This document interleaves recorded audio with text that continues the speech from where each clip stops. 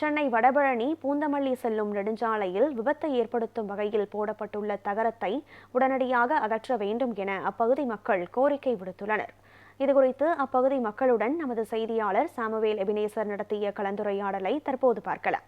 சென்னை வடபழனியில் பிரதான சாலையான பூந்தமல்லியை இணைக்கக்கூடிய இந்த சாலையில் பார்த்தோமானால் கடந்த ஒரு மாதத்துக்கு மேலாக சாலையில் போடப்பட்டிருக்கக்கூடிய இந்த தகரமால் வெறும் விபத்தானது ஏற்படக்கூடிய அபாயமானது ஏற்படுகிறது. குறிப்பாக நாள் ஒன்றுக்கு ஆயிரக்கணக்கான வாகனங்கள் இந்த வழியாக கடந்து செல்கிறது.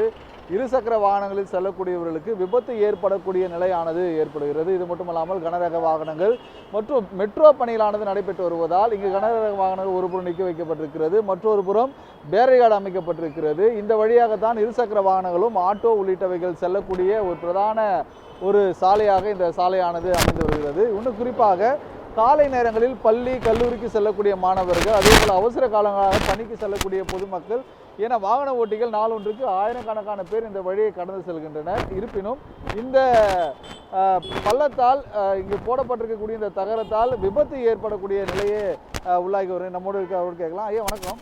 எவ்வளோ நாளாக இந்த இருக்கு?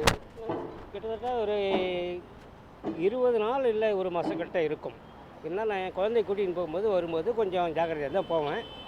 காலேஜுக்கு கூட்டிகிட்டு போகும்போது பயமாக தான் இருக்கும். ஒரு சில நேரம் வண்டி ஸ்லிப் ஆகிறதுக்கு வாய்ப்பு. தொடர்ச்சியாக நீங்கள் இந்த பகுதியில் வந்து அப்பார்ட்மெண்ட்டில் இருக்கீங்க.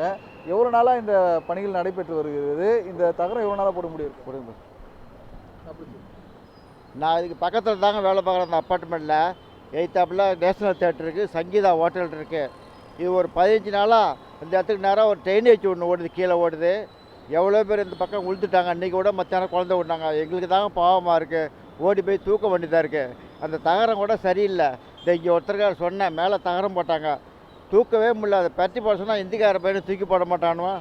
நானும் போய் தூக்கி போட்டால் நிற்க மாட்டேங்குதுங்க. அது கீழே திறந்து பார்த்துட்டு பெருசாக ஓட்டா இருக்குன்ட்டு போயிட்டாங்க.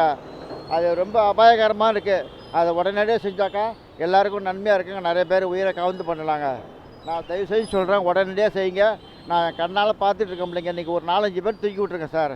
எல்லாருக்குமே தெரியும் இங்கே உள்ளவங்களுக்கு. கீழே செல்லக்கூடிய கால்வாய், கழிவுநீர் கால்வாயால் மூடுவதற்காக தற்காலிகமாக மூடப்பட்டிருக்கக்கூடிய இந்த தகரத்தால் விபத்து ஏற்படக்கூடிய நிலையும், அதே போல் இந்த பகுதியில் கடந்து செல்லக்கூடிய வாகனங்கள் இடறி கீழே விழக்கூடிய நிலையும் ஏற்படுவதாகவும் இங்கே இருக்கக்கூடிய பொதுமக்கள் தெரிவிக்க கேட்டிருந்தோம். உடனடியாக இந்த மெட்ரோ பணி ஊழியர்களோ அல்லது இந்த நெடுஞ்சாலைத்துறையினரோ இதுக்கு தீர்வை கொண்டு வர வேண்டும் என்பதே பகுதி மக்களுடைய கோரிக்கையாக இருக்கிறது. ஒளிப்பதிவாளர் பரசுராமனுடன் செய்தியாளர் Samuel Ebenezer, news 7 Tamil, Chennai.